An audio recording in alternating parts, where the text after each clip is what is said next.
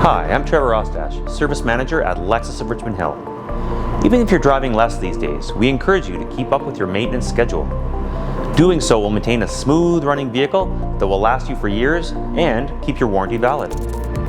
Regularly maintaining your vehicle also ensures a higher resale value when it comes time to make the switch into your next Lexus. Today, I'm taking you behind the scenes to show you what happens at a regular service appointment.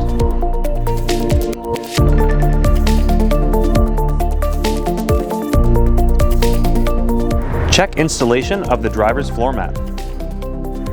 Reset maintenance reminder light.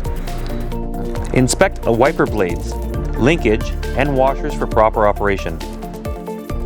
Inspect and adjust levels for engine oil, brake fluid, engine inverter coolant, power steering fluid, and washer fluid. Remove and inspect engine air filter.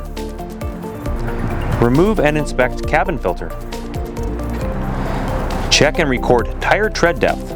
Examine tires for damage and uneven wear. Remove wheels and visually inspect brake pads, calipers, rotors, brake lines, and hoses.